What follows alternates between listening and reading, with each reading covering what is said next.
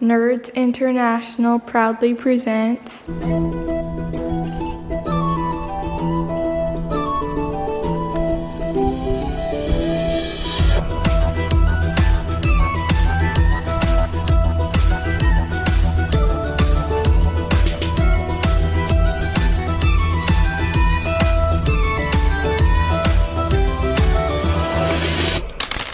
Welcome to the 3T RPG podcast. This is a podcast all about tabletop RPGs. I'm Harrison Hunt, and with me is Nick Lamley.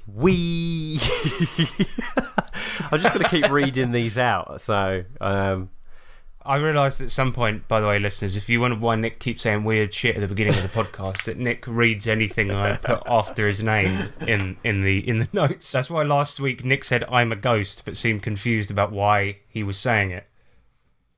I think we need to grow up, basically. Why? What's the point?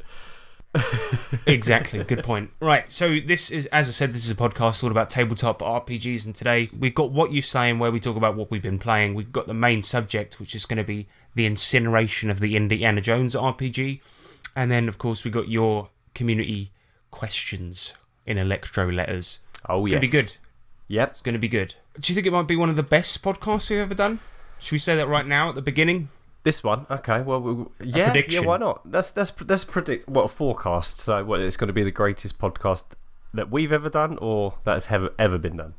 I think ever been done. Okay. I think it's going to break new grounds in podcasting. Break new ground. Cutting edge. I don't know if this has ever been done before in a podcast, but it's going to be two blokes talking about stuff. Oh boy, that's an angle. That's an original angle. I'm thinking about pitching this one to Universal Pictures.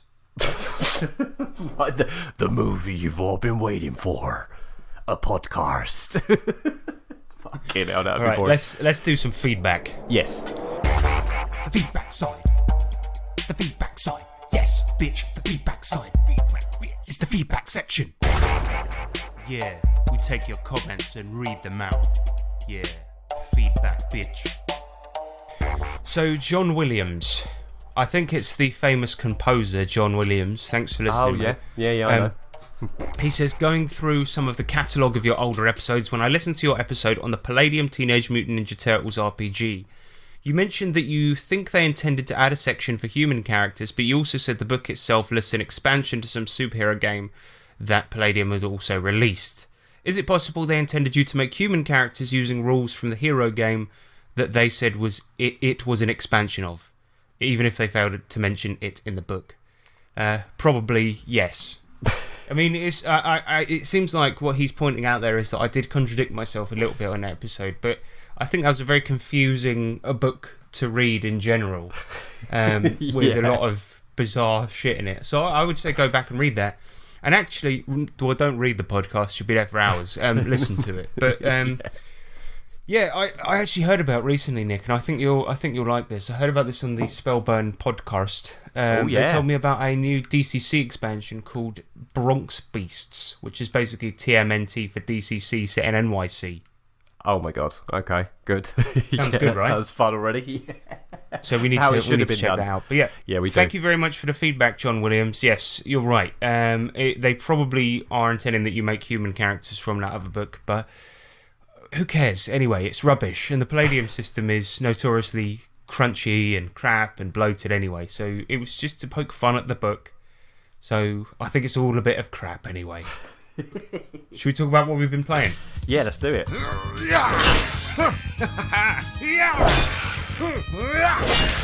it's one of these. Oi, yeah? What you slaying?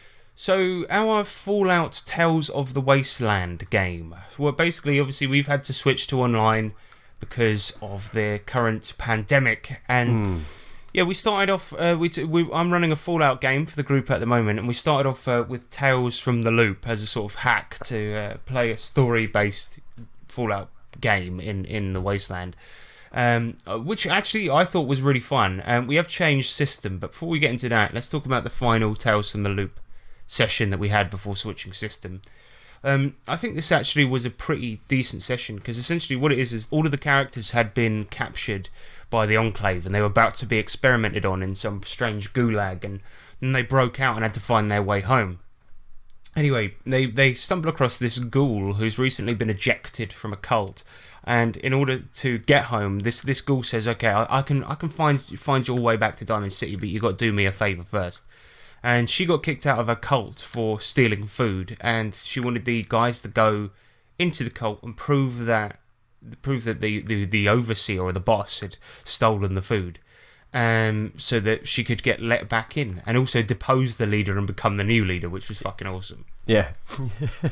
it was pretty good, and I felt like, because it was an investigative, fucking one where it was a lot of talking to people as well, the Tales from the Loop system did work pretty well. What I thought was pretty genius is one of the characters, this guy called Jack Jackson, who's a hitman, wasteland hitman. Yep. He took a Snickers bar and slid it under the overseer's door, and then the overseer was like all cocky and was like, well, you're not going to find anything in there, I'll open the door for you, but I think you're going to be disappointed, all cocky and sure that nothing was going to happen. He opens it, and like some of the other cult members were there, and they just see the Snickers on the floor, and he's like, no, that wasn't mine. Just blew up. It was fantastic. It was such a smart move. It really was. I liked the way that you guys sort of punted off the old leader as well. That was cracking. Oh my god, yeah, it was really good fun, and it became it's our new hideout, which is really handy because we was, broke out of prison and got back to Diamond City, and then as soon as we got home, the Enclave were after us again, so we knew that we were being either tracked or they knew where we were, so we had to go underground again. So we hit the road and managed to find a new safe haven, luckily in I forget the name now, what's it called? Not Necropolis. Necropolis, that's it. Yeah, so for some listeners may realise, we're playing in the Fallout 1 world, because so it's Southern California. That's my favourite Fallout, so that's where I decided to set it. And so Necropolis now, because they saved the cult from a leader that was a bit of a cunt. They did find out he actually was doing bad stuff. It wasn't all around the Snickers. But yeah, because they saved them, they're now sort of welcome there at any time. So they've been spending a little bit of time there, and it's it's a pretty good location as well, because it's under a manhole cover. It's like in the sewers, underneath a city that nobody really goes to because it's run by ghouls. And we that was basically where the end of the session happened, and I did find I liked the Tales from the Loop system for use of this, but the trouble is I didn't like.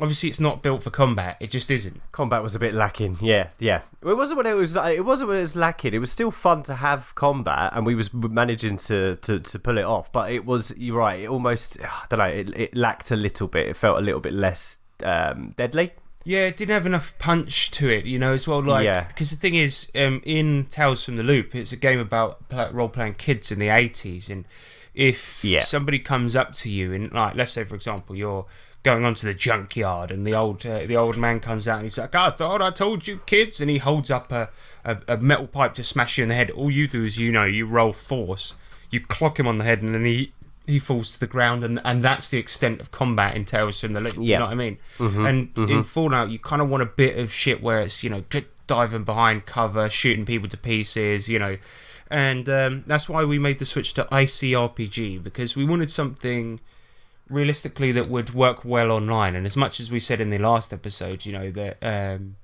that Fallout is best done in Savage Worlds. Well, the Savage Worlds Roll20 stuff isn't amazing, and so that's why we changed to ICRPG, which is a very simplistic D20 game. I call it an OSR game, but the guy who made it sort of objects to that. But it pretty much is. It's rolling a D20. You've got your 6 stats. It's skillless basically, and I think it actually is going really well, and it suits it much better because I found a pretty good Fallout hack. And the cool thing about Tales from the Loop ICRPG is that you don't really level up in a traditional sense. You level up by getting loot, all of which gives you special abilities. So in the case of Nick, he's got a super sledge, and that means he gets double damage, regular like crit damage when he gets a crit.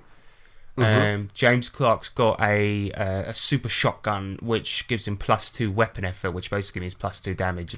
So it's little things like that, and for a post-apocalyptic game where you're finding loot, it kind of works. It's amazing. What did you think of it? I got spiked armor, which gave me which boosted my armor score. I picked up some boots. What were them boots? Boots of Masterful boots, they're called. It's just Masterful boots. There you go. a real nice pair of boots. Real nice pair of boots. We're talking real nice. But the loot generator is really fun because we did and the level up was great as well. Because we'll get to that in a bit. But yeah, that's nice. I definitely think that the ICRPG system suits Fallout really nice, and especially when you're playing it online.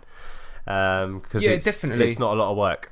Because the ICRPG sort of character sheets and stuff that are built into Roll20 are just, they're just standard. Easy. It's a simple enough game that it's pretty easy to get. You know, one of the cool things about ICRPG is the fact that it does away with with a score for your attributes, and instead just does the bonus. There's no score. There's a bonus. One dice. Yeah, that's it. So it's if just you a D20, if you get a +1 in something, that means you get +1 to your rolls. That's all it is. It's not like easy. You have to get to 18 to get a +3 or whatever. I don't know. It's pretty cool. But it is cool, and especially if you roll a natural 20 and you've got a bonus and you're knocking a 23 or a score or whatever. It's great. It feels good.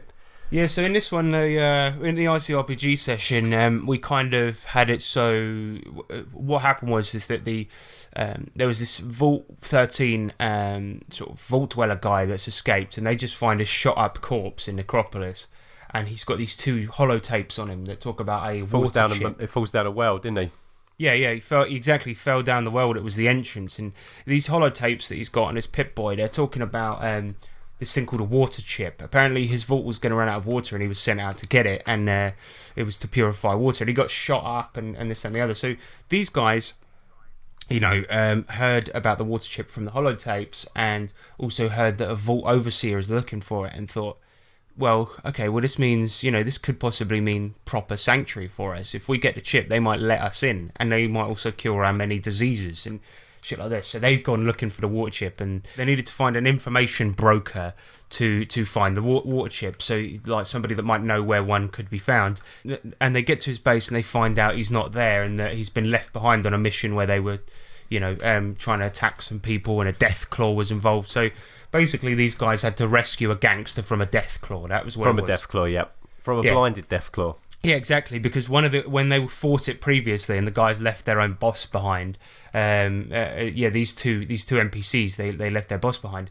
One of them managed to get a lucky hit into the death claw and slash it in the eyes. So these guys basically had to rescue their boss from who was an information broker, from a blind death claw. And I think it was a pretty fun fight, because what happened is all of these guys, like, they were trying for the whole fight, right, we'll sneak around, we'll chuck a rock in that direction, make a noise, and blah blah. And then somebody failed their stealth roll, this character called Jack Jackson, and he got immediately downed by the death claw. And then everyone was like, right, fuck this, and they all start running in to try and help Jack. Meanwhile, the boss, who was in the other building, this gangster bloke, he just starts legging it, because he's like, well, they've created a distraction. He's like, right, thanks. See you later, guys. Yeah, see you later. Thanks for the help, fuckers. And he starts running off into the wasteland. Oh, mate. Yeah. What I really liked about the fight scene, because the death claw had been blinded, it almost felt like a scene from the Quiet Place. We were trying to where it's like sniffing around and looking and trying to listen for us, but couldn't see. It was, it was really cool, man. That was a good point. I really liked it because Nick's playing a super mutant, so obviously he's massive, and he tries to sneak around the back of a building, and then he get like a 3 or something like this, and I'm like, you stomp noisily through the gravel, and it's like, goom, goom. And then you hear this death claw sort of start growling and sniffing in your direction. Yep. And Nick was like, whoops, just really loudly. Oh, mate, it's brilliant. But it's I'll tell you what, Roll20 dice rolling machine hated us yesterday. Absolutely, or Thursday. I don't know what the fuck was going on, man. Because one of our players, who is playing a character called Sam Bridges, who's a feminist delivery woman, she didn't roll over a 10 in the whole session. Oh, mate. I'll tell you what, next game, like what you said before, we'll definitely pick up, make sure you bring a set of physical backup dice, and if the roller's being nasty, you can choose to roll in real life. Because that's the trouble. In real life, if your dice start rolling badly, you pick another set. You get the bad juju away from you. It gets quarantined, yep. And you can't do that in Roll20, and that's kind of annoying. So I did say, look, if you want to roll physical dice, just do it, because this is getting silly now. Yep. He didn't succeed at a fucking thing the whole night. Yeah, I remember. The one thing actually that I wanted to talk about Roll20 specifically. I'm a big fan of a random generator, right? I love tables and things like that. but I tend to roll them before the game, right? So it doesn't slow down the game because you're looking through the page, you're rolling the dice. In Roll20, you can just set up rollable tables. So I've got fucking shitloads because you just do one click and it comes up. If two guys find 2 bits of loot, I don't have to look through my ICRPG book or get to the right page or anything. I just click it twice and then there's 2 bits of loot there. And what's nice as well is it displays in the communal message thread, so everybody can see who's playing. So it just boop, pops up, hear a little noise, and then there you go, got spiked armor. Or the and random we've been encounter. using the random encounters table really from good. Savaged Fallout because it's fucking awesome That was as well. hilarious. We had 2 super mutants. 126 different things, and yeah, as Nick was just saying, we got one where there was 2 super mutants that were roaming through the wasteland with like a battered bloke they're holding and taking back somewhere. And Nick's character, he's this super mutant that had forsaken. He forsaked the super mutant life to learn about humans and become smarter. And they'd heard about him, so they got into a big fight. So it was a bad move because what is these 2 super mutants were coming towards him, and they're like, "What's your name?" And he's like, "Thost," and they're like, "Oh, you!" And then the fight starts up. They just attack. Yep, we bumped into a doctor that was salvaging from a corpse, and he was like, we was like, "Oh, so can you help us out?" And he's like, "What do you want? I got stimpaks that don't actually do any kind of surgery." And we're like, "Fix us."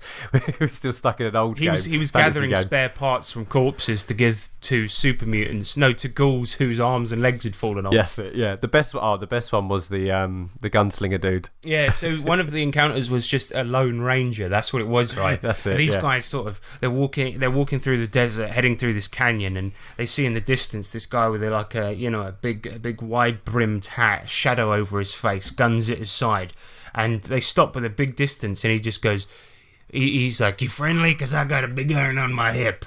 And then these guys were like, "Yeah, we're friendly. How about you?" And he's like, "I'm friendly if you're friendly." And then the guys just sort of walked past each other, all nodding at each other, like, but still like wary. You know what I mean? It was so funny. And it was just the best random encounter ever because it wasn't really like a bad encounter. It was a pretty nice one. It was a mutually respectable one. You're both like, "Hey, we're all trying to survive here," and we got no beef. Yeah. It was good. It was really, really good. So we left him. I think to be fair, we weren't in any kind of shape to be starting with a Lone Ranger after getting pretty battered by 2 super mutants. It was weird because the first encounter that we had was a bunch of raiders. It was like 3 raiders, a raider gang leader, if you like, and a dog. And made light work of them guys, splattered them, got blasted by this super shotgun, not a problem. And then these 2 super mutants knocked us out, didn't they? They were tough. I don't mind spoiling this because ICRPG does HP in terms of hearts, right? So you can either have half a heart, 1 HP, or 10 HP. And so if I tell you it's a 2-heart enemy, that means that's 20 HP, right? Mm-hmm. And these super mutants, they weren't like the best of the fucking best, but they were 20 HP enemies. And yeah, so what that meant was that fucking it just meant that they were just a bit of a badass. But the trouble is 20 HP is not that much HP when you account for the fact that there's 4 people, a couple of which have really good fucking weapons, fighting against them, right? So I thought, they'll make light work of these guys as well. That's like, before in the Raider fight, you fought 4 enemies, so that's 4 hearts worth of people, and you did it really fucking well. Mm-hmm. Anyway, fucking these super mutants, it was like Botchamania, because every time these guys were swinging, if somebody looked in on that fight, it would have been the most pathetic thing ever. It was people just swinging into the air, and then the super mutants headbutting people, smashing them in the stomach. Fucking, they were basically using AK-47s as like bats because they didn't have any ammo for them. That was it. Yeah, Fost hit himself in the face with his super sledge. I got a crit. Yeah, because he got a crit fail. Like bungled it, hit himself in the face. Oh, these guys came out of the battle absolutely fucking battered. Because Nix was at the time the only character in the party to have 2 hearts as well, and he went down to like 3 HP. And that's why when going into the Deathclaw fight, fucking Jack Jackson, the hitman, went down in 1 hit because he was like on 1 HP, and he's like, right, let's go fucking kill a Deathclaw then. And he couldn't roll over a 10. Bless him. Yeah. Well, in any case, I just think if you're looking for a simple game, listener, that you can play on a browser and on Roll20, ICRPG is a very, very good one. I think. Yeah, absolutely. Couldn't agree more. It's a very well suited game for online play if you want to be able to pick it up and just kind of get out there pretty quick with it. Absolutely. And I'm actually gonna, before we get on to the main subject, one thing I think I'm gonna do because of the random tables and because it's an OSR game as well, I'm gonna get all of my mutation tables from MCC and the American Survival Guide and stuff like this and put it in there so that we can enjoy some mutations. That'd be awesome. Got all the all the resources, so yeah, fun. I love it. It's brilliant. It's a brilliant game so far. Yeah, I'm enjoying the hell out of it. And that's it for what we've been slaying. And we're going to get onto the main subject. Oh my god. With Indiana Jones. Main. Subject. Magic. Main. Subject. Tokyo. Main. Subject.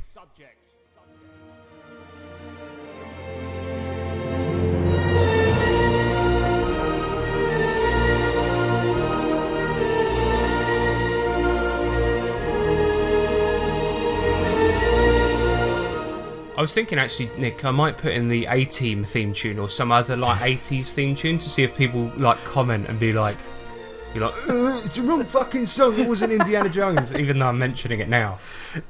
Oh yeah, like Back to the Future or something. Find the deliberate mistake. Yeah. Oh my god. Yeah. Do Back to.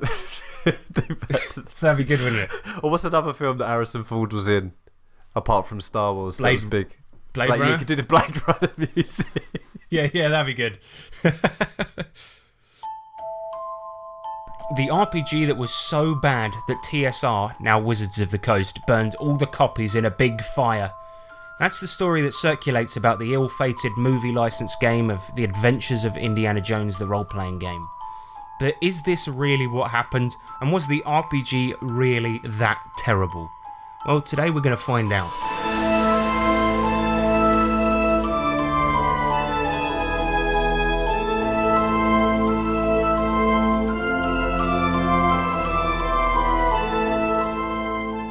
But first of all, let's talk about Indiana Jones. Nick, describe to me what Indiana Jones is. It's a collection of fantastic movies that were mainly from the 80s, I think, maybe early 90s, yes. I'm sure 80s. And they star Harrison Ford as in his day job he's a professor at a university, but he's also a intrepid explorer, badass Nazi beating superhero. He's fantastic. Yeah, I mean, he's a professor of archaeology, right? And it's like I've seen loads of memes about what people think archaeology is like, and it's like Indiana Jones swinging on the side of a truck, punching a guy in the face, and then it's like what it really is. It's somebody like brushing a little bone, a little bit of brush on a bone. Yeah, exactly. But no, I mean, he's the coolest college professor you'd ever meet. Yeah. I've got to admit something though. I don't think I've ever watched a full Indiana Jones movie. That's shocking. I mean, yeah. Well, I know what was that, going on but then, at Christmas. I don't really watch that many movies anyway. So I know, but Christmas when you was a kid, I mean, they always put Indy on at Christmas. Yeah, that is what I find weird because my dad was the biggest fan of these in the world, and I don't understand why I haven't seen them. It just didn't happen. Do yourself a favour and after watch them. Watch the old ones. All right, but I'll start. Obviously, I should start with Crystal Skull, right? No, that's the newest one, and it's not very good. It's got aliens in it, hasn't it? Yeah, watch the first three. The first three are the best. All right. I will. I will eventually. But I think that means that because I haven't really seen them, I can sort of review this game from a neutral standpoint. I will say this, listeners, don't worry. I have actually done some fucking research in this, so I do know what the films are about now. But anyway, let's talk about the Indiana Jones adventure role-playing game by TSR, right?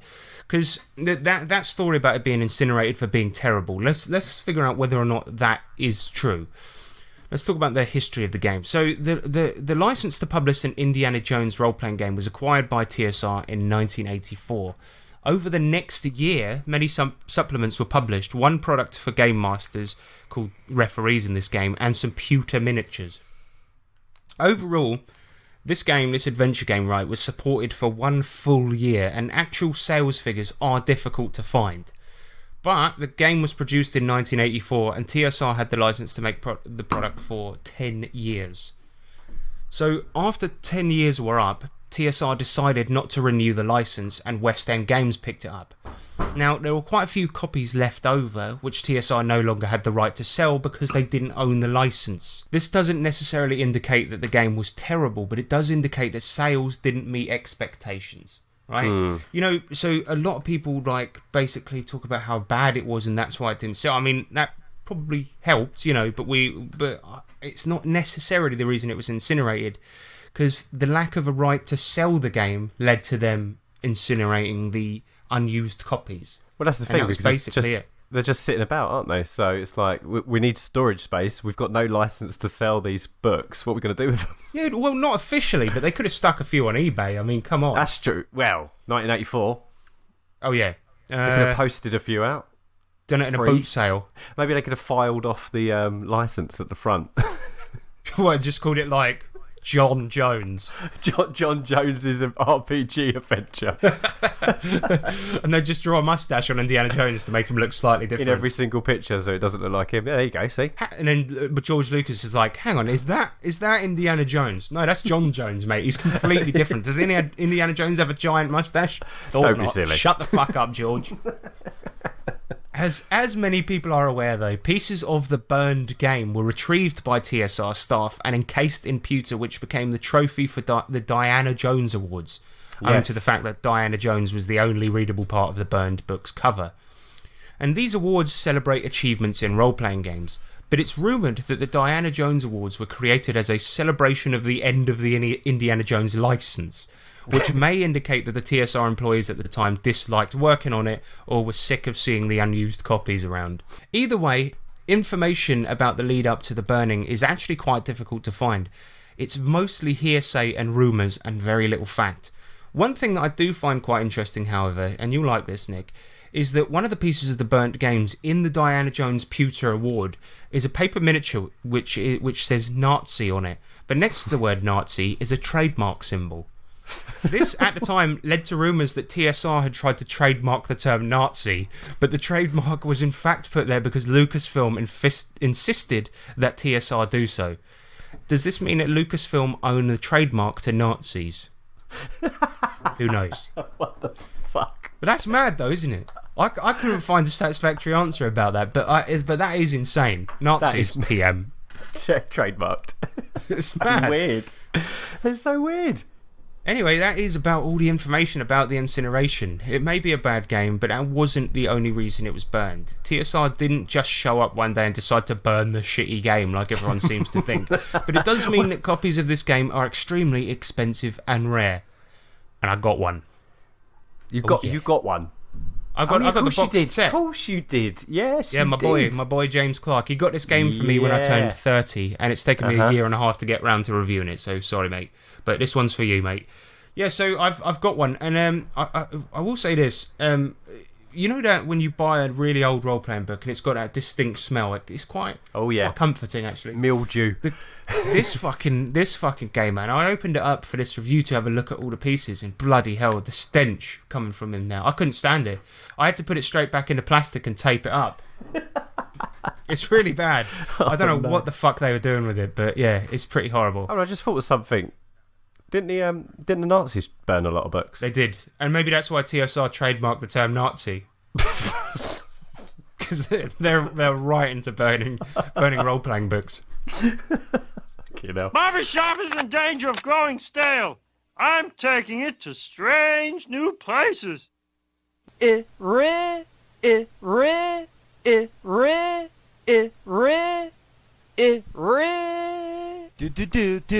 Did the game deserve the poor sales it got, the crap support it got, and to be one of the most critically savaged books of all time?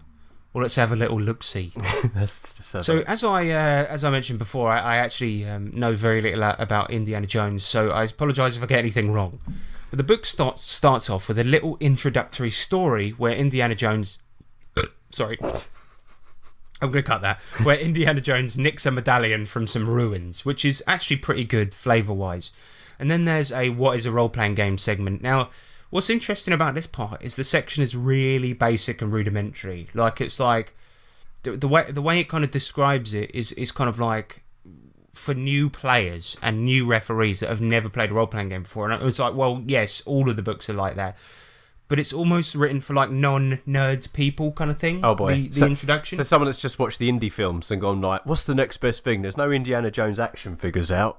Role-playing game. Yeah, well, exactly. That's how it's written, and it's interesting because D&D, the way it's written, it kind of assumes a couple of things about the person that's reading it, that they might have a slight idea as to what it's like or the type of world you're playing in, but this really doesn't. And I just thought that was an interesting. Yeah, well, it seems like they're trying to appeal to regular folk, and that will become pertinent later on, because another thing that backs this theory up is the next section about creating characters. And I'm just going to read to you the section on characters and how you sort of get your character. You play the game through your character, making all of his decisions. Will Indiana Jones take a flying leap across the chasm, or will he look for a safer way to cross? As bullets whiz around him, will Salah risk his life to sprint through the clearing? As the player, you make those decisions, but the world isn't big enough for 2 Indiana Joneses. Each player has to decide which character he will play. In this game, you can be one of the following characters: Indiana Jones, Salah, Short Round, Wuhan, and so on. That's right, there are no character generation rules included within the game. Can you believe that? Oh, mate. Well, thing is, straight away I've seen an issue. So there can only be one Indiana Jones in this world. So every single time someone gets that game, opens it up with a group of friends, there's a massive fight ensues because they all fight over who's going to be Indiana Jones. I mean, who the fuck wants to be Short Round? I don't know who that is, but I'm assuming it's like a sort of Ralph Wiggum type character. It's a really short guy.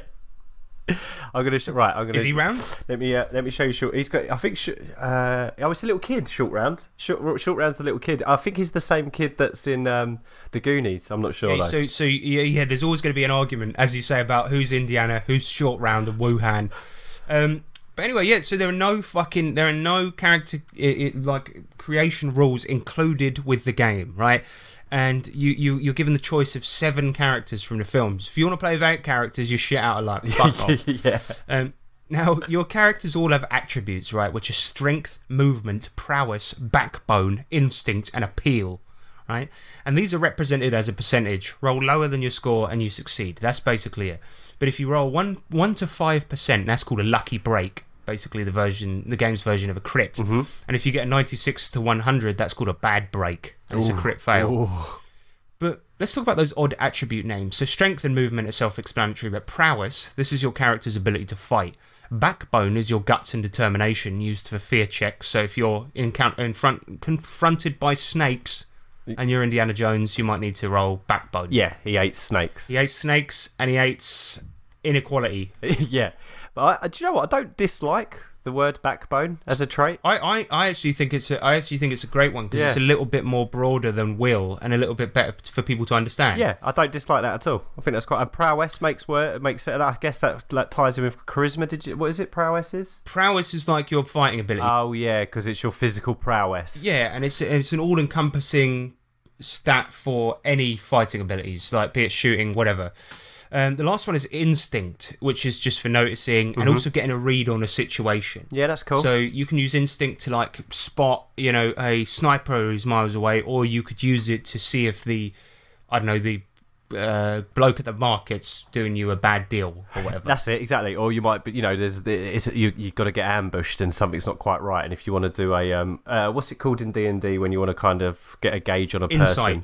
Yeah. There you go. So so it's similar to that. Yeah, it works. I like that. I like broad the skill. The stat names and the way they work, they kind of sync up with the Indiana Jones character. Do you know what I mean? And it's more pulpy, which I quite like. Oh, it's well pulpy. Yeah, you'll love the film. Trust me. I really do have to check it out, mate. But anyway, this book after this, right, it has a practice section where you take on the role of Indy and do some basic roles.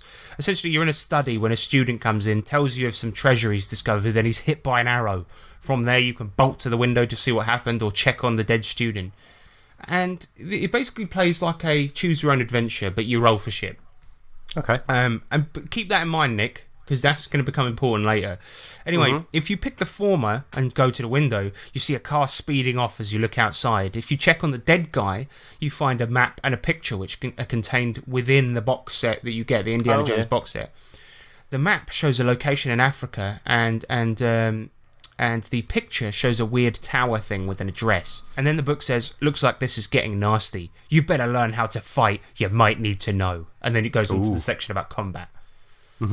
And combat basically goes like this. First, everyone declares their action, right? So before we've even rolled initiative, and this is kind of an old school thing, but and the examples the book gives you are broad actions, like Indy's going to brawl, or specific, like Indy punches the goon.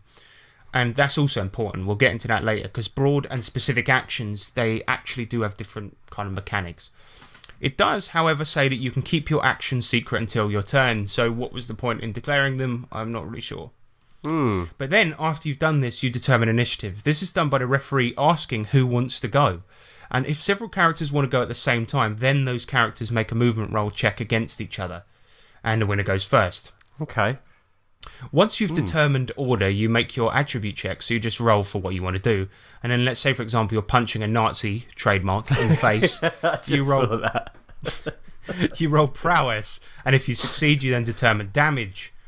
Now, stop me if this seems familiar, Nick. But to determine damage, you take the number made on your prowess check, refer to the modified check table, find the row that coincides with that number, then find the column that coincides with the level of your character's attribute check, which is basically a measure of difficulty. Then this will give you a colour. Then you go to the check results table, find that colour, and then the colour will tell you how serious the wound is.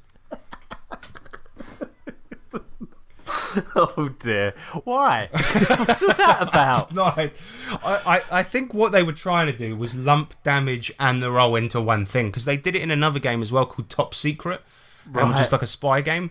Yeah, but anyway, it sounds more complicated than it is. Realistically, you've got this little table with all these different colours on it, and you just basically refer to that number, then that number, and it gives you how many wounds you've done, right? And then that tells you what the colour. Right, okay. Yeah, so it's not as hard as it sounds, but when it's written like that in the book, I guarantee you, anyone like you said that had seen the movies and went, "Oh, I've run out of action figures, I want to play this game." You get to that and they go, "Well, fuck that." I mean, what the fuck's that? They see the table and just throw it in the bin, burn it. Yeah, they put another one on the fire. It's getting cold. But anyway, once you look at the fucking chart, right, blue is light damage, yellow is medium, orange is serious, and red is a lucky break. Then you have to roll to determine where you hit. So essentially you're damaging limbs, and there's no HP, it's just damage levels. 2 light wounds equals a medium, 2 mediums equals 1 serious, and 4 serious wounds and you die. Okay. And there's extra rules for cover, shooting into crowds, melee attacks. But what I thought was quite funny is that the system where it's 4 wounds and you're incapacitated, right? So very similar to Savage Worlds. And I know Shane Hensley, who wrote Savage Worlds, is really into his pulp type stuff. And it's weird how this is very similar. And another thing, Shane Hensley, the other day I was reading Aces and Eights, right? The Western game, which Shane Hensley is also a big fan of. He made Deadlands, he made his Western game, Savage Worlds. And there's a lot of people know the new chase rules in Savage Worlds came out, right? And you lay down cards to determine terrain and things like this. And reading Aces and Eights, which Shane Hensley is a fan of, right? And I saw some chase rules that were oddly similar to the ones he's just come out with. I'm watching you, Shane Hensley. Watching you, buddy. Yeah. But to be fair, Aces and Eights does look fantastic, so if you are going to borrow... Steal from anything. Do it from a good one. Steal from that. Well, yeah. Yeah, I don't know. Yeah, I don't really care. I mean, but I just thought it was a funny... And I bet next week we're going to review some weird fucking game, like, again, and then it's going to be like, Shane... It would be like, exploding dice is in there, or fucking something like that. Yeah. Or actually, I always see this posted on the Savage Worlds Facebook group where people post a book called Savage Continent. Imagine if that was the role-playing game that Shane Hensley stole from. What, originally? And changed it to... Yeah. Let's just make it a bit bigger. Savage World. It's going to be Savage Universe next. So anyway, one interesting thing the game does to conform to the genre tropes of Indiana Jones, characters that you fight are in 2 categories, right? Now, stop me if this sounds familiar, Nick, but you basically got goons and villains, right? So in Savage Worlds, Shane Hensley, he's got this system where it's like mooks and then the wild cards and extras, he calls it. In this, it's goons and villains, but, Shane at least renamed it before he put it in his game. Potato. And, so first off, a PC doesn't need to roll to outrank a goon in initiative, right? If you're going at the same time and he wants to go first, you just go first because you're a main character, right? And any goon who takes 1 serious wound goes down instantly. I mean, but basically the same as Savage Worlds.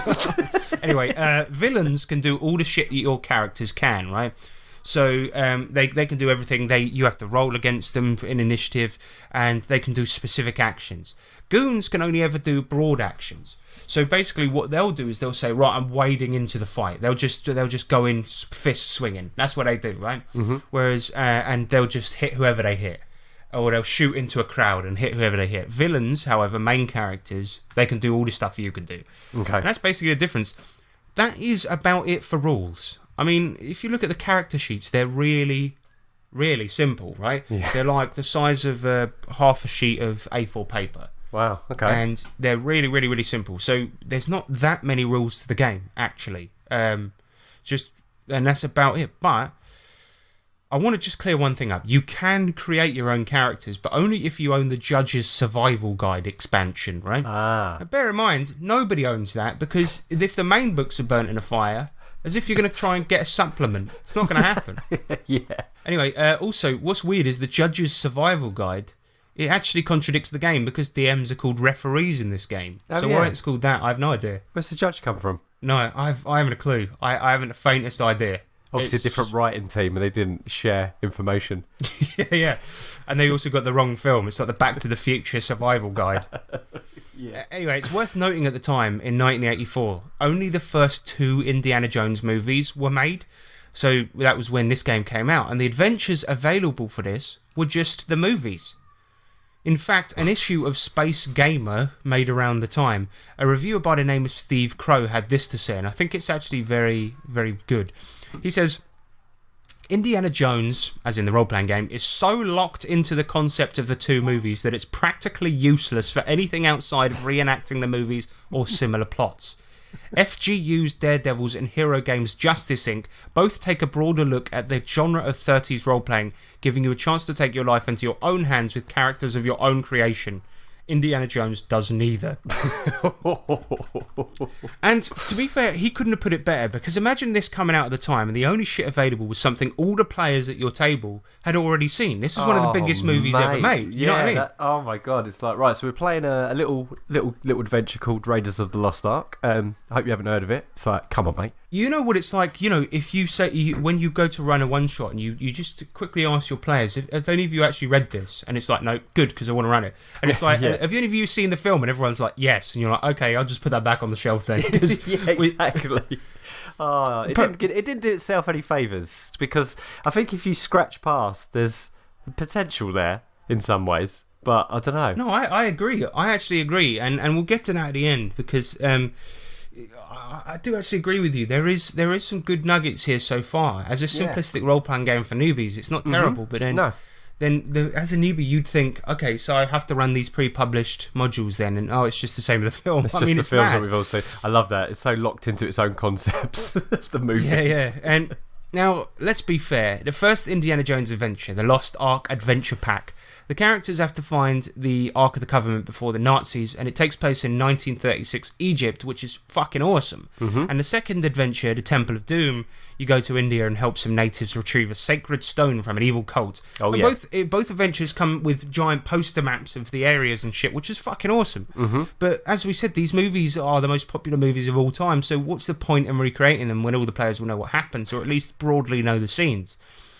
Other adventures were made, though, including 2 by Tracy Hickman of Dragonlance fame, who I've just found out, actually, was a man. Oh, wow. That's fair enough. A man called Tracy, that's fine. You know, it's 2020. Now, these were based on... the adventures that he wrote were based on other Indiana Jones media. For example, one of them was called Crystal Death, and it's based on the Adventures of Indiana Jones comics by Marvel Comics. So at least these aren't the movies. Chances are people didn't read those, unless you're a super nerd, you know what I mean? I can't remember if it was an animated program or not, but it was the Young Indiana Jones stories, which were pretty popular when we were younger. I'm sure. It must have been an animated series, because sure it was. Every film that was made for adults had an animated series. Yeah, that's true. Yeah, in the 90s anyway. Mm-hmm. Like Ghostbusters. I don't know, actually, was that for adults? I can't remember. That's another one. I've only seen half of Ghostbusters 1. Ghostbusters 2 is I need to- fantastic. Mate, where have you been? That's what everyone tells me, that Ghostbusters 2 is the best one. Oh, I it's don't know, so when I was a good. kid, I was a bit strange. So, anyway. But let's talk about the adventures, right? The really strange thing about all of them is how they work and how you run them. It's not really player-driven, right? The players are given a few choices for what they may want to do. For example, the adventure that comes with the actual box set is an adventure based on another Indiana Jones comic called The Icons of Ikanmen. And there's basically a bit where the enemy are loading the icons onto a boat, right? You're supposed to get these statues, okay? And they're loading them onto a boat, and you've been captured, and you have to roll backbone to stay awake and keep an eye on them through the slats of your prison, basically. And if you fail, you don't see where the boat went, then you just tell the player, now you have to plan your escape. That's how it goes. So you just tell them, you have to plan your escape, and if they're having trouble coming up with a plan, an NPC just tells them what to do, and you don't have to roll, and the scene plays out, you win just without rolling. And the whole campaign sort of funnels you through like this. So you get to a conjuncture, right? There are bits where it says, right, the players, while flying the plane, it doesn't work and it crashes. No roll. That's just what happens. That's the adventure. And that's all right for, like, say, for example, the setup of an adventure. You could say you've crash landed on this. But this is like midway through the campaign. It will tell you things like, the players will wake up to find that all their stuff has been stolen. Or what if they had a lookout? Well, no, it doesn't matter. Doesn't it's matter. just like It's shit. not- So someone who's written this maybe not might be the most experienced role player. Or they were trying to make it for an audience that wouldn't get that, and they were trying care to simplify. about that agency, and they just want. I just want to play the film. Yeah, well, exactly. And the way I would put it is, this is a choose your own adventure that you can play together. That's what it sort of is. It's actually a nice idea, but what it's just, I can see why RPG fans didn't like it. Do you know what I mean? Mm-hmm. This goes against everything we stand for. Exactly. They're like, oh, can I at least try to pilot the plane? Yeah, No, it's going down. Okay, put some nothing at all. Not even if I hold the steering wheel. Nah, sorry, no. You might as well just have the DM, right? Just watch the film, like have it running on a little screen behind the DM screen, and just say, all right, now Indy's punching a guy in the face. Right, now he's running. Right, one of you have got... Who's Indy? You're Indy, right? You've got to punch this guy in the face. But I don't want to. We was just having a conversation. No, but the film says so. And then you just pause the movie, and if they roll the right amount, you just continue playing Just and press describing play. what happens on the screen. That's how you're supposed to play it. Maybe there's some game designers listening to this going, exactly, you've got it. Finally, Yeah. it's understood.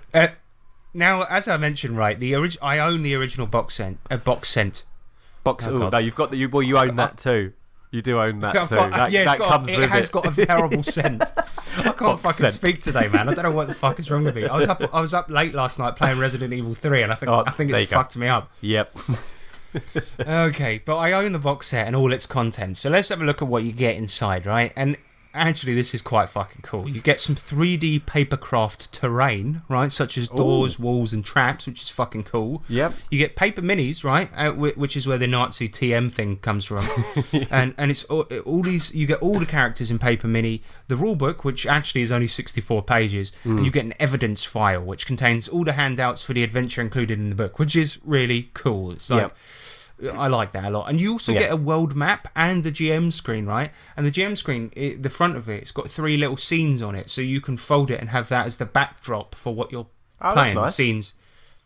That's cool. Yeah, and as you go through the adventure in the book, it'll tell you what you need for this is screen panel number 3, these enemies, and for these people to be playing.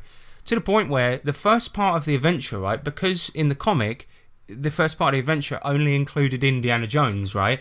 You can only play it with one player because Indiana Jones is the only... Yeah, exactly. So the point is, yeah, if you call up your group, right, and you're like, oh, I've got this great new adventure game, we're all going to play it together, right? And everyone's like, oh, sweet, who do you want to be? And then one guy picks India, and you're like, right, nobody's allowed to the first game, right? But you come into the story in the second one, so I'll see you then. And then, like, a few games later, a couple more people join, and eventually you've got the whole cast.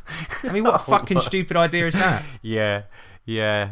That's god. All right. They should have at least rewritten it so the characters were together from the start. I mean, that is mental. Well, it's the I think it's struggled. It's a weird one, isn't it? Because it's obvious that it had just had the wrong people behind it in some ways, or maybe some of the wrong people behind it that had a little bit more of a kind of decision making level. Because it's just like, like you said, there's the game. It's actually written well in a lot of places, but the fact is, it's not a role playing game. It's something far from it. But it could be though. I mean, it's not a terrible system. It could be easily. The fighting's all right. Yeah. It's basic, but it could be fucking fun. And I agree with you. This stinks of management decisions. Yeah. This to me seems like they were like, okay, we're not selling enough. We want to appeal to the common man. And they love Indiana Jones. And the designers were bringing them, new drafts of it and shit like this, and they were just like, more simple. Cut that out. No player agency. People will get confused. Don't you understand? I bet they went, look, well, I bet they was having a board meeting and they went, Next bit on the agenda is combat, but it's a big bit of text that I don't understand, so we'll skip straight past that. Yeah. and that's how it stayed in the book. Yeah, I think you're right. Yeah, I mean, it's a shame. bit mad. I actually think it's got if you look at the characters and you look at the way the game works with the percentiles, this is a fantastic system for sitting down one night, bullshitting, having some beers, and playing like through a little one shot, right? Absolutely, yeah, exactly. And that's it's a one shot game. It's nostalgic as hell. Maybe I would probably do it that whoever gets to play indie is randomly decided rather than people fighting over it. Easiest way to sort it out. And I also think I think a little bit of it, the main flaws are with the way the adventures are designed and the way the game is sort of touted to be played in the book. And actually, it's not awful. And I actually think we should crack this out one day and play it if we can get over the smell. Oh no! Oh god, yeah. If we can get over the stench, no, absolutely. I mean, the Indiana Jones stories are brilliant. They've, like you said, it's the quintessential pulp story. It's got everything. It's got Nazis. It's got adventure. It's got romance. What we could do is play the Ark of the Covenant mission, whatever the fuck is that called? Raiders of the Lost Ark. That's it. And we could play through that, and then maybe have it so that instead of sticking to the adventure in the book, the things can change. Right? We'll play out the first scenes, see where it goes, and that could be really fun. But yeah, I just think it suffers from attempting to appeal to people who never would have heard of it in the first place. Exactly. And then by doing not appealing to the people that would have heard of it. Exactly, and by doing that, it kind of pushed out the actual people that wanted to play a role playing game. So it falls between. Yeah. It kind of almost lands in no man's land because it's not good enough for a role player who likes role playing games, but at the same time, it's a role playing game. So someone who just likes the movie is going to struggle with it. It's a shame. Well, what it reminds me of is back in the day. I remember Peter Molyneux, designer of Fable and notorious liar, said about Fable 2 that he wanted to make a game that appealed to non-gamers. And then Penny Arcade drew up a poster for it. It was like, Fable 2, not that you give a fuck. It's like, it's so true because if you're trying to appeal to non-gamers, how are they going to hear about it? Yeah, I mean, absolutely. It's just fucking stupid. Mm-hmm. But that's Indiana Jones and the RPG. Essentially, I mean, the story about it being incinerated because of it being terrible is pretty much a half truth. And yeah, I can see why they didn't renew the license. Let's put it that way. Yeah. The wrong people were behind it. Yeah, and as a collectible, I think it's great. And if you can pick one up or maybe find the rules online, I don't know, then give it a bash.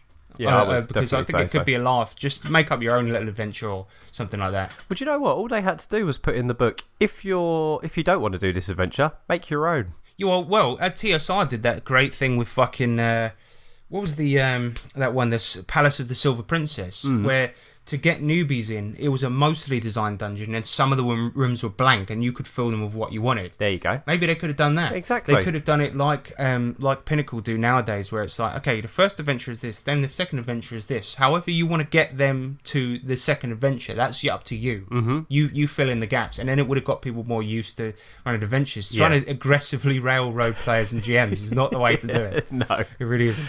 No.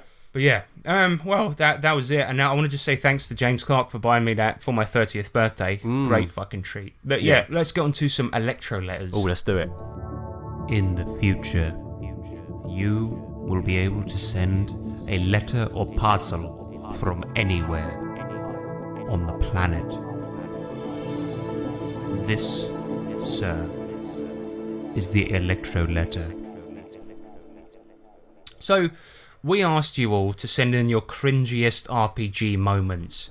Because, we've all been there, man. There's been times that have made us absolutely cringe at an RPG. We know these games are lame, but we like them anyway. That's the thing. Yeah. And the thing is, this hobby attracts a lot of weirdos. It really does. As much as we like it, I mean, we are them. So We are them. Yeah, exactly.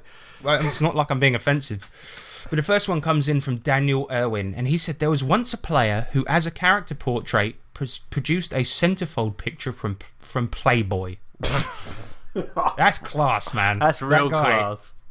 I wonder how. What would be horrible is if he opened that up and you heard this sort of as the pages were stuck together. There was a little bit of resistance. And he went, No. sorry, boys. Yeah, I mean, that's just weird. I don't even know what to say about that. But this one I think is pretty interesting. Daniel Owen comes in with another one. He says, or another who wandered around claiming to be the noblest of men, expecting those around him to shout his name in praise. But every time he turned his back on people, someone would mutter wanker under their breath, just loud enough that he could hear it, but never loud enough that he knew who it was. Turns out it was the other players. That's really bizarre. The noblest of men. I am the noblest of men. That's just his bio. So on his character sheet, he's written it itself, and it just says nobleman, the noblest of men. Oh God! What does that mean then? I understand why people think this hobby is full of morons and lame ones when you get people like that walking around. I mean, it's like, mate, just be normal. Just be normal. When you're in the game, that's when you could be a fucking wanker, but just Christ almighty. Trevor Hurst, this one's a fucking good one. He says, I quit playing RPGs in 1993 when I went to college. There was a campus group for playing Dungeons and Dragons. I was excited to attend the first meeting. It was horrid. They didn't play D&D. They played Vampire the Masquerade. They played it as a LARP. I'd never heard of the game or the style of play called LARP. It was all the bad gamer stereotypes representing. I didn't even know gamers' stereotypes. It was all new to me and cringeworthy. I put down my D20 and didn't pick it up again for 10 years. Oh, Trev. That's a rough one, man. That's a rough one. Bizarrely enough, I played RPGs a little bit when I was younger, and one of my first experiences of playing with people outside of my friend group was also a LARP, and it was a vampire LARP as well. I was there for about 10 minutes before I left. Anyway, Owen Lean, he says, first time I get up the courage to play a female character. One guy, playing the same min-maxed murder hobo he plays in every game, decides that this is hilarious and took every opportunity to belittle her extreme level sexism verging on sexual assault. When I make an offhand comment about what his character was compensating for, he stands up and loudly screams, "Steve has a massive dick!" Begins a 5-minute tirade defending his precious character's engagement before finally whipping it out to prove it. Out of character. I got up, walked out, never played with that misogynerd again. Last I heard, he was in prison in Slovenia. He also follows up with PS, it was unsurprisingly tiny. Of course it was. That's what the fuck? See, I thought we were going to get like low level shit here, you know what I mean? People are going to be like, oh, this guy once did a strange voice, or this guy did a character where all he ever did was fishing, or something like this, you know? And this is insane. Steve has a massive dick. We need to interview that guy, man. Yeah. I know he's in prison. Oh, he's in prison, yeah. Oh. Gary McCallum, he says, Butthole Cave Granny World. You know it, cringe. Say no more. I've told this story on the podcast before, and I actually think I did on the last podcast. But anyway, this it was basically this guy who ran a game for us at a con, and at the last encounter, he says, "You go into the bowels of the cave," and he showed us a picture of a colonoscopy on his phone. Yeah. And Gary was in that game with me. Yeah. So I mean, that is mad. But that's what we got for the cringe, and I actually think. That's pretty encouraging because we got 3 really good fucking answers there. Yeah, and I think that tells us that maybe it's not as cringe as we thought it was. Yes, it's I have to say, the centerfold picture from Playboy is a character thing, like that's weird. And whipping your dick out. I mean, we do it, but when we do it, it's ironic, so it's okay. It's all good. Yeah, it's all good. That is weird, isn't it? Have you ever witnessed any major cringe in RPGs? Yes, yeah, of course I have. Oh my god, when anything that's got a romantic element to it gets pretty cringe. And do you know what as well cringes me? When I can't remember who it was now, but you know when know when a player character, well, it's not even a player character. It's more the character of a player character can't has to have the last word, and if they don't with an NPC, they will just have. Do you know what I mean? I hate that. You're going to it's a like shop. you would never do that in real life. And I know, No. yeah, there was somebody. I think we're thinking on the same wavelength. But yeah, there's a player that we played with before, and it's always like, as the shopkeeper's like, right, you come in here, you're demanding discounts. I've never met you before, and now I see you trying to steal from me. Get out of my shop, or yeah. And then the player's just like dick as they leave, and it's like, is he a dick? You just came in and fucking, and then yeah, you're just shut up. And before you know it, you're fighting the shop person for no reason, and then everyone's after you in the town, and you're like, we've only just got here. Yeah, well, I have a couple of cringes. Obviously, the butthole cave in Granny World was pretty bad, but I have one actually similar to Dan Irwin's. That guy that was walking around claiming to be the noblest of men, fucking gone on the cob.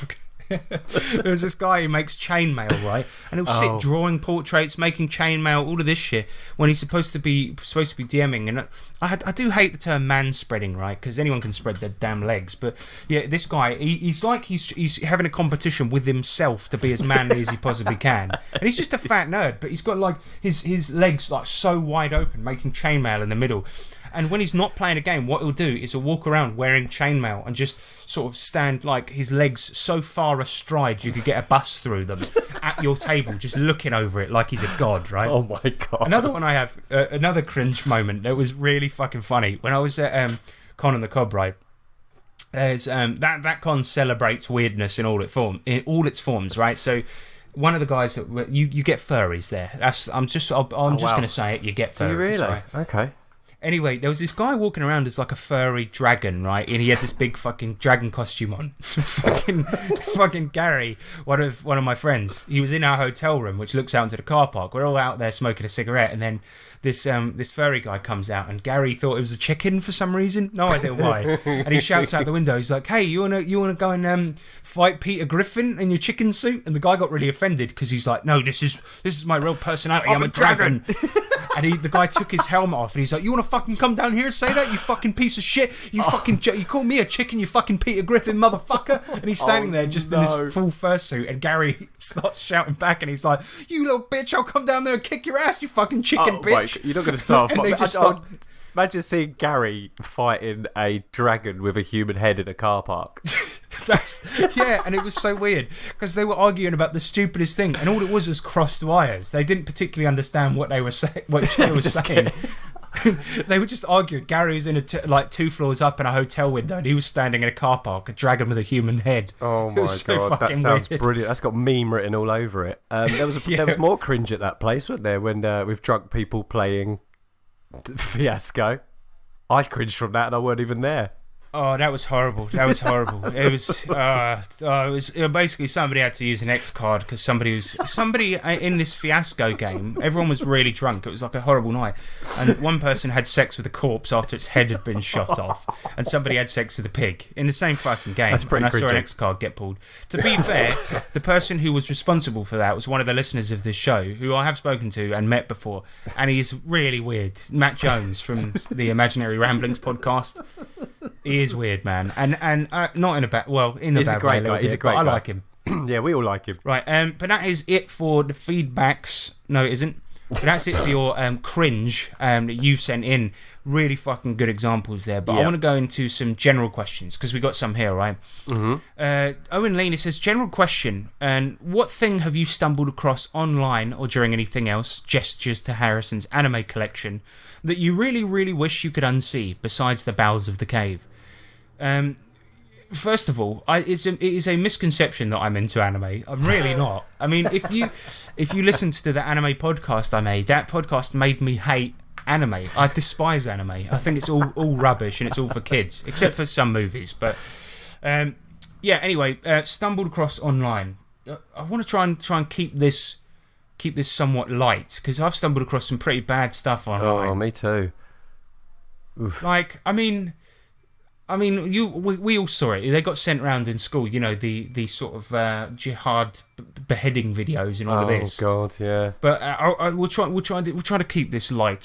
Something I've stumbled across online that I wish I had. Probably I would say Reddit, because I know it's a cesspit of morons, but I browse it so much. Yeah, that's I delete true. it from my phone about every week and put it back on there again. And then I'll be like, you seen this new subreddit? Or you'll be the same. You're like, oh, you've done it again. I'm back in there. Yeah. Then you get into like there was one I got onto the other day. This is really funny, called Suddenly Gay, which is brilliant. Oh, it's brilliant. Yeah. It's so good. Yeah, There's this one yeah. where this guy walks into a room naked as a prank to like shock his mate, and he walks in and his mate just goes, "Sweet dick, bro," and just high fives him. Yeah, Mate, yeah. I mean, I'd that's a have to bad one, agree. because I lose a lot of time to that. Mm-hmm. I can't really think of anything that isn't really, really fucking horrible that I've stumbled across online. I know what you mean. I guess. Well, bloody hell! How easy it was when there, when before the pandemic, it was to get hold of online secondhand stuff, RPG especially. Yeah, That's a actually, that's dangerous another thing. good point, because that's one thing that really hurts me in the wallet. Yeah. That really hurts me in the wallet. I wish that. Oh, I guess Bobby Evans. There's the reference. No, that's a joke. Yeah, I don't know, man. That's a difficult question, because I guess there's a lot of things on the internet that I waste my time with, and I wish those things I hadn't seen, and also a lot of things that I just don't really want to mention, Yeah. But he also has another question where he says, "We're all stuck at home with nothing to do. Any chance we could have the next part of The Void? K, thanks, bye." For those that don't know, The Void is the worst fantasy novel ever written. And it was written by a guy I used to work with. And I've got the whole thing. I did do a reading of the first chapter.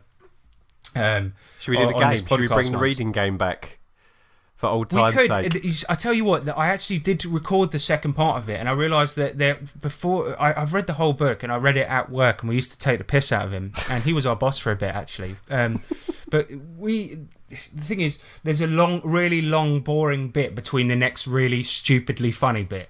Where they're just travelling through the woods and nothing happens for 3 chapters. We'll have to do the best And then, of course, one of my favourite parts, the bit that we always took the piss out of him for, was that there's a bit, right, and it's described like this. It says, as they were walking through the woods, a character in a yellow overcoat and a red cape jumps down from the trees, and Falcon says to this shady character, "You're a stealth assassin."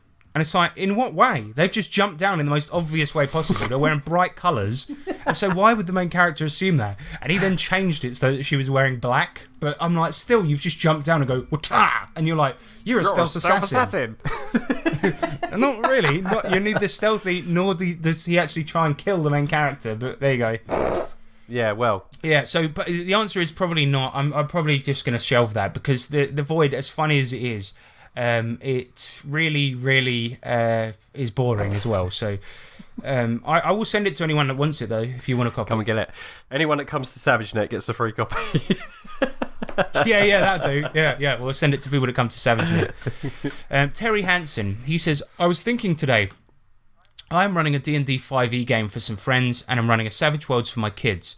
After a long stint of D&D with a splash of Pathfinder 2e. I used to think I had to focus primarily on one game and be super obsessed with it, but now I'm finding it's nice to have the variety of playstyles and systems. I know your group changes systems often. What is your opinion and thoughts on playing multiple systems?" Nick? I love it. More the merrier. The more systems you try out, I think the way that we do it is normally quite good, because if we're bringing a very, very new system dynamic in, we'll often give it a one-shot try, or try it out first. But for the most part, yeah, I always like to look at new systems, but that's not to say that the more variety of systems you got, the more there are good systems out there, because some could be shite still. It's a case of if it seems like a fun system to play, I would always like to try it. I'm never afraid of trying a new system out. Well, yeah, and I feel like as much as we love Savage Worlds, which is a generic RPG, Yes. often you find the ones that are made with specificity in mind that tend to be better, and that's kind of my opinion. That's why, in fact, I play multiple systems, because if I want to play Gonzo Fantasy, the likelihood is I'm going to play DCC. If I want to play more straight-laced fantasy with a bit of crunch, then I'm going to play D&D. If I want to play Cyberpunk, the chances are I'm going to play fucking Shadowrun, because it's awesome and it's geared up towards that, And I like playing new systems because it makes me more aware of certain things that you know, I didn't know of before. You know, I had no idea how much I was going to love Savage Worlds before Nick decided to run it. And so, yeah, I think it's really important to play new systems and to use the right one for the right game. Totally agree. That's my thoughts. Yeah, you broaden your toolkit, and then you get to a point when you're like, right, I want to run an adventure. What was going to be the best suited system so the players can get the most out of this story as well? And also, which is nice, is the more systems you play, you have the opportunity to cherry pick really nice little bits and bolt them onto the game you're playing. Well, it's as I was saying, you know, like I'm gonna nick a bunch of shit from MCC and America and put that into my fucking Fallout game. Precisely. And even if you just pick them up to read, to cherry pick the good bits out of, you know, that's good. And like one of the things is, you know, I've got Savage Worlds and I could play, you know, a cowboy game in Savage Worlds easily. But I wanted something with more specificity and more where the game was built around fucking cowboy shit, so I bought Aces and Eights. There you go. Cypher System is another one as well. We've already got two generic RPGs that we really like in GURPS and Savage Worlds, but Cypher System offers something different, so we'll play that. You know, and hopefully that's what Nick's going to run next. Yes. We're going to be doing Destiny. Yeah, will be, definitely. Thank you very much for your questions, and thank you very much for all of your bloody cringy moments that you shared with us. Great ones there. And also, just if you want to email us about anything, you know, we'll probably read it out, and just keep those coming, man, during the week. We love them. That was our old thing, also wasn't send it? us your feedback. Do you remember that? That was our old thing. Anything you send us, we will read out, no matter what it is. Yeah, well, I thought people had forgotten about that, so I kind of wanted to leave that. Whoops. Sorry. We don't do that anymore. All right, let's do an outro. Yeah, let's do it. All right, so this is the outro. We're on the Nerds International Network, so check out other shows on that network, such as the Murder Hobo Show, which is my favourite RPG podcast at the moment. I'm absolutely loving it. Just did an episode on Deadlands as well, where they talk about what's coming up for Deadlands, and let's talk about the system in general. Also, bear in mind that we've got quite a few products out at the moment. People have been buying them and enjoying them. Just remember, if you do buy them, look up 3T RPG Publishing on DriveThruRPG. That we of course will like you guys to. We of course appreciate reviews. It helps us out a lot if you can get it up in the stars. That'd be lovely. And we've the most recent one of course is Escape from Station 17, a prison break one-shot funnel for DCC. Comes with everything you need to run the game, from pre-gens to maps to new monsters, and it is really quite good. Yes, very proud dads. Yep, and we're working on one at the moment called Once Bitten, Twice Die, which we haven't really started, but we need to get on that. And if you want to email us, 3trpgpod@gmail.com, and also hit us up on all the social medias. And if you like this show, sling us a buck on Patreon. Lord knows we need it now more than ever to buy supplies. Yep. Yeah, we do. And that is about it for the episode, isn't it? One last thing. So SavageNet is on the horizon. Just like to do a broadcast regarding any noob GMs. If you do fancy running, we have added extended table. So it's because it's now completely online. We're not restricted to capacity. So if you do fancy running a game, please get in touch with us as soon as possible. We can get you up on the spreadsheet and hopefully get some more players in. So that's open now. It's on the 18th of April on Saturday, and also all you need to do is either email us directly, 3trpgpod@gmail.com, or go onto the Facebook. It's SavageCon UK. That's it. Yep. So Nick, it's the end of the episode now. Do you have one message for the world? One message for the world? Yes, I do. What's that? Cold beans ain't hot. You're absolutely right. And also remember that D20s are cool, but 20Ds, now that's a good time. Aye.